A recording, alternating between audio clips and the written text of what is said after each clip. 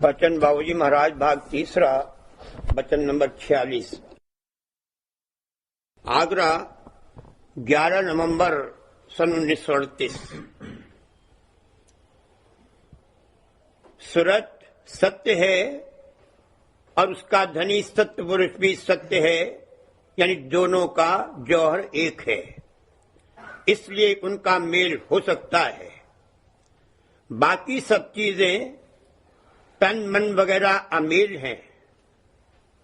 चाल चलने के लिए तन मन को साथ लेना पड़ेगा, लेकिन ये अपनी अपनी सतह पर छूट जाएंगे और सूरत छड़ी होकर आगे जाएगी और अपने धनी से मिलेगी।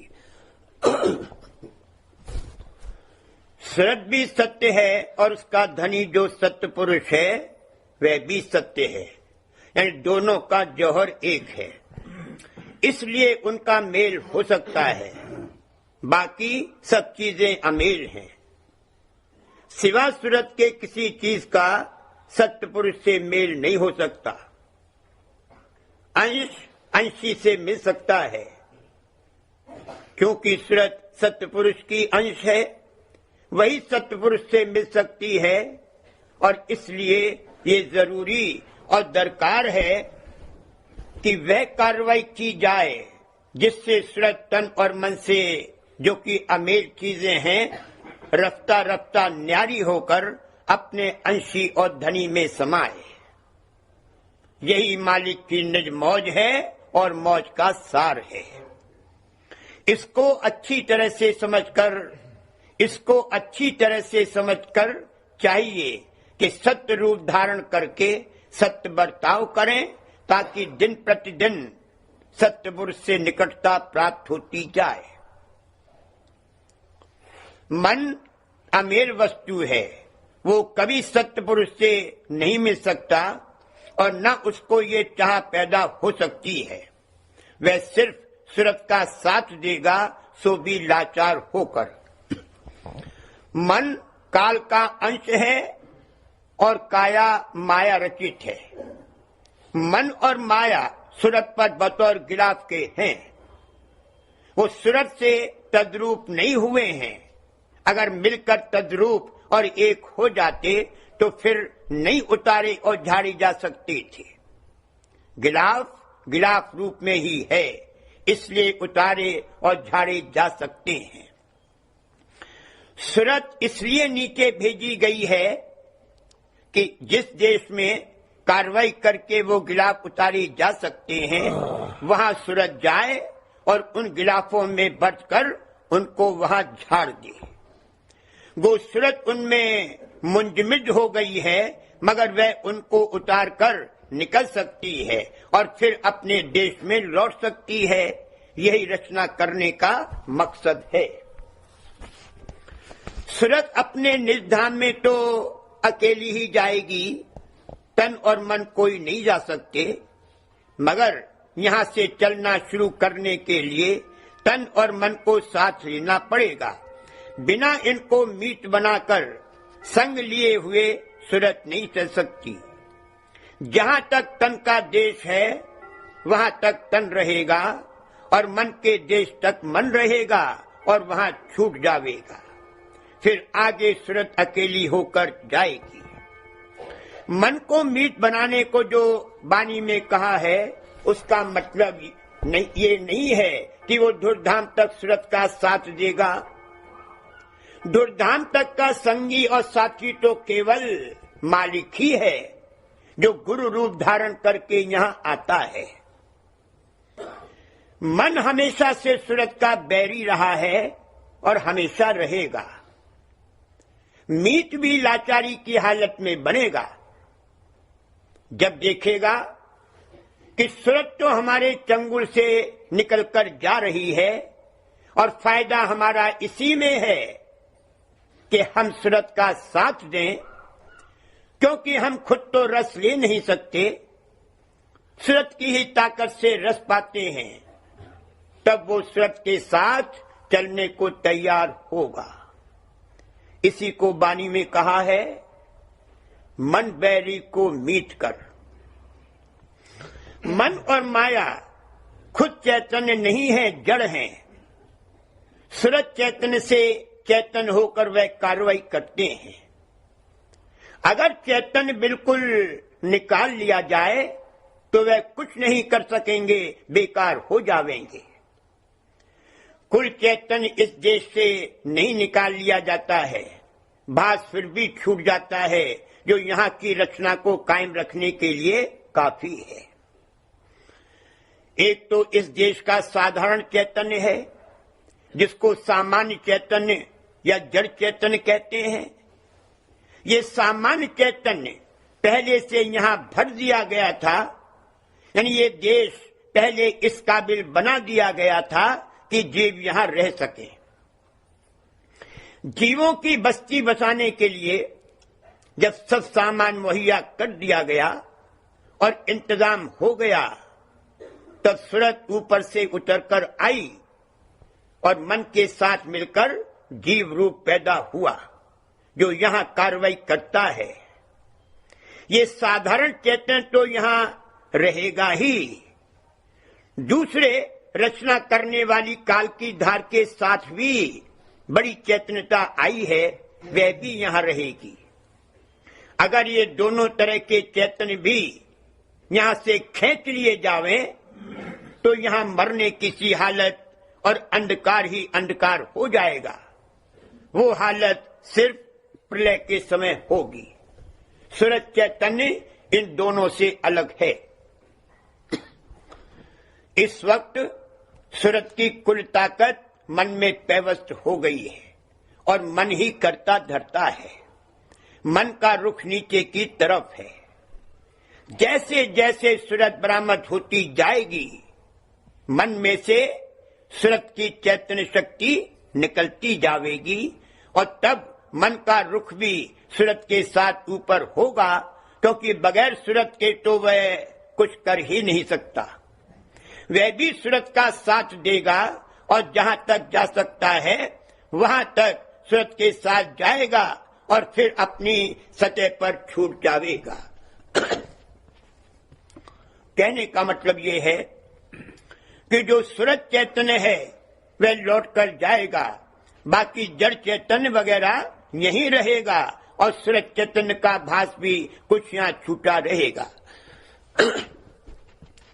वैसे सूरज अंतर के अंतर्गत तो अपने वजूद से बाखबर और बाहोश है, मगर जिस गिलाफ में आकर बैठी और जीव रूप धारण किया, उस जगह जीव अपने को उस गिलाफ का रूप समझता है और अपने सत्य रूप से बेखबर है।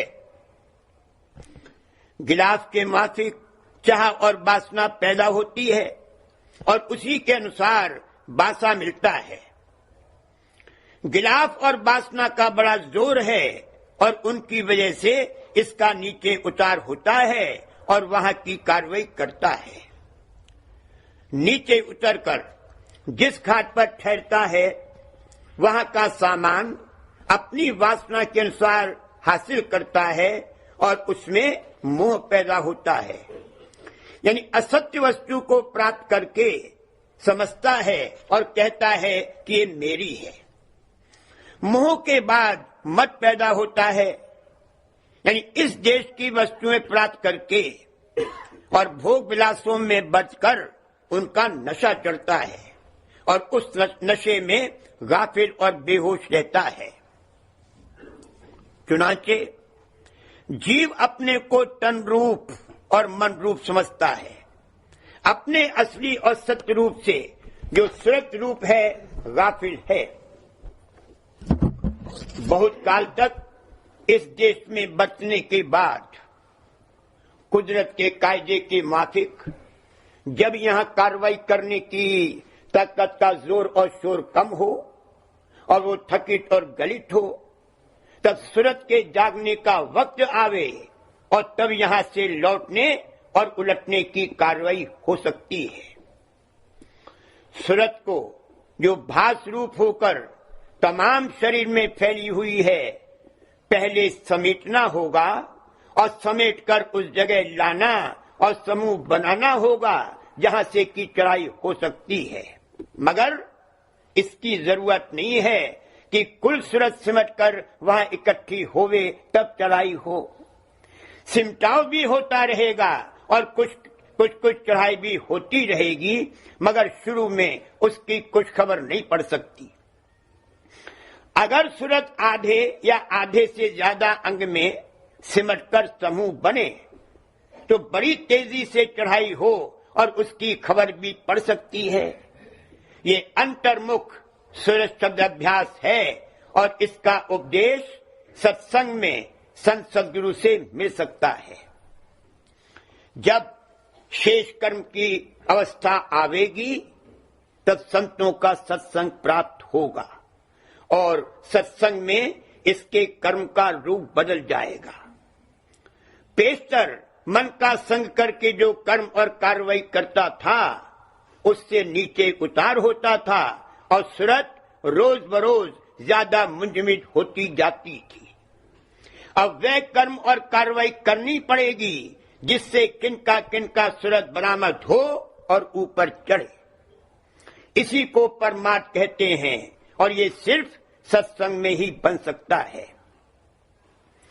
सत्संग में वही आवेगा जो इस संसार से तपा हुआ और डरा हुआ है। जिसको ये संसार दुख रूप मालूम होने लगा हो और ये समझ में आया हो कि यहां कभी सत्य सुख प्राप्त नहीं हो सकता, वो सत्संग की खोज और तलाश करेगा और उसी को सत्संग मिलेगा। अगर संत सद्गुरु विराजमान हो तो उनका संग तो सत्संग है ही, वरना साध, महात्मा या प्रेमी भक्तजन के संग से भी दर्जे बदर्जे सत्संग का फल मिलेगा। संतों की वाणी को भाव सहित और समझ कर पढ़ना और अपने मन व सूरत को समेटने की कार्रवाई करना भी सत्संग है। रहनी कहनी, आचार विचार और आहार व्यवहार वगैरह सब बदलने पड़ेंगे। जायज नाजायज, मुनासिब नामुनासिब और जरूरी गैर जरूरी का ख्याल रखते हुए बरतना चाहिए। नाजायज कार्रवाई को तो छांट कर निकाल देना चाहिए। अगर कोई करतूत और कार्रवाई जरूरी तो नहीं है मगर बवजह पुरानी आदत के करनी पड़े तो मुनासिब दर्जे तक वो की जा सकती है। नामुनासिब और नाजायज का ख्याल रखकर गैर जरूरी काम भी बहुत से कर सकता है, क्योंकि एक बारगी और जबरदस्ती मन पर रोक लगाने से मन मुरझाकर और सुस्त होकर पड़ जाएगा और कुछ नहीं कर सकेगा। धीरे धीरे और सुहाते सुहाते मन को मोड़ा जाएगा। संसार के भी सब काम और खासकर परमार्थ तो बिना धीरज रखे हुए नहीं बन सकते। स्वार्थ के कामों में धीरज तब रह सकता है जब इसको ये विश्वास पैदा हो गया हो कि बिना मालिक की मौज के न कुछ होता है और न हो सकता है। दुनिया की रीत के अनुसार मुनासिब जतन व कोशिश हर काम के लिए करनी चाहिए और उसका नतीजा मालिक की मौज पर छोड़ देना चाहिए। जो अपना फर्ज हो उसको बहुत अच्छी तरह से और ईमानदारी व मेहनत के साथ अदा करना चाहिए, मगर अपनी मेहनत का नतीजा मालिक की मौज के हवाले कर देना चाहिए। परमार्थ में धीरज आने के लिए ये विश्वास पैदा होना चाहिए कि मालिक सर्वसमर्थ और जीव का सच्चा हितकारी है। वह सब कुछ कर सकता है। जिस वक्त जैसा मुनासिब समझा जाएगा वो जरूर करेगा। इस तरह का विश्वास कायम होने से फिजूल की घबराहट और जल्दबाजी न होगी और धीरज बना रहेगा।